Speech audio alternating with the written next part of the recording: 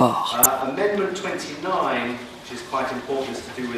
Christine de Veyrac, députée européenne, est nommée rapporteure du texte. Elle souhaite améliorer le texte de la Commission et propose une seule liste noire communautaire s'appliquant dans tout le ciel européen, établie sur des critères communs de sécurité.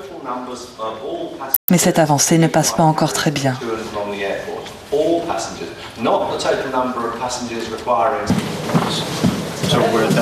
Et pendant ce temps-là, le cabinet Barrot est en ébullition, car le commissaire va participer à l'émission télévisée France-Europe Express. À 5 jours du vote pour le référendum, les sondages sont inquiétants pour les partisans du oui. Bon, alors je veux savoir quelles sont les questions que je peux avoir. Alors, allez, l'emploi. Il n'y aurait pas Airbus s'il n'y avait pas des financements de la recherche européenne. Il n'y aurait pas Airbus s'il n'y avait pas le bouclier communautaire dès qu'on a une guerre commerciale avec les Américains et leurs subventions à Boeing. Derrière le succès commercial d'Airbus, il y a les ingénieurs et il y a les concepteurs de Toulouse et d'ailleurs, mais il y a aussi, dans ces 4 exemples, c'est très bien, la force communautaire. Et ça, c'est pas moi qui le dis, c'est la publicité de la région. Ah, vous êtes remarquable. Voilà. C'est 40 000 emplois d'ici 2015. Alors, est-ce qu'on veut voter non à ça? Eh ben, je m'adresse au moins aux habitants de Toulouse. Le soir du 28 mai, faites vos comptes. Là, vous êtes remarquable. Là, vous êtes crédible.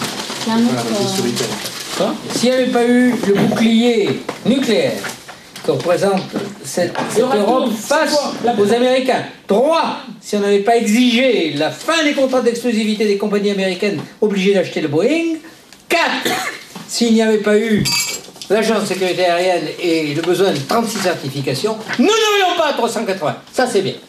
Ah, je suis d'accord, je l'aime, on verra ça. On verra le succès d'Airbus aujourd'hui, on n'aurait pas 380. Et nous, on a éduqué pendant 30 ans les Français à ne pas aimer Bruxelles parce que c'était le bouc émissaire, c'était l'alibi des réformes qu'on n'osait pas faire au plan national. Merci Sébastien, merci Thomas, merci. On ne sait plus vendre du rêve. Chef, merci Réan. Merci Stéphane. À quelle heure ça passe sur la... C'est vers un peu avant 23h. Vers 23h. Vous êtes avec eux 23h20. France Express. 23h20. Et c'est pas retransmis à une heure plus humaine après? Non. Non, c'est l'heure qu'on réserve. C'est l'heure de l'Europe. C'est l'heure qu'on réserve aux europhiles en France. D'accord. Allez, faites ça bien, hein? Alors, hier, on a gagné un oui, c'est la femme de ménage de ma belle-mère. Ah, c'est bien. Elle est venue lui demander la mail avec quel vote. Ma belle-mère lui a dit, mais Adélie, vous êtes portugaise, vous vivez en France, à votre avis. Vous avez intérêt à être pour ou contre l'Europe? Ah, donc madame, vous me dites qu'il vaut mieux que je vote oui, alors. C'est votre choix, Adélaïde, mais... Ah, c'est bien ce que je pensais, madame. Yes. Le lendemain de l'émission, de retour à Bruxelles à la Commission. Ce qui est terrible, c'est que les Français se prennent vraiment plus que jamais pour le nombril du monde. Ils ne parlent que d'eux.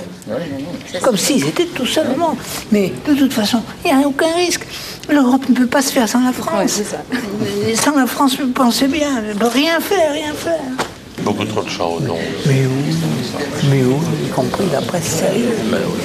Bien sûr. Il ne faut pas confondre la démocratie et puis le populisme. Ah, ça alors. Nelly. We belong to the same tribe. To two nations. We are in a crazy period. Pendant que la France vote, Jacques Barrot rentre à Bruxelles. Oui,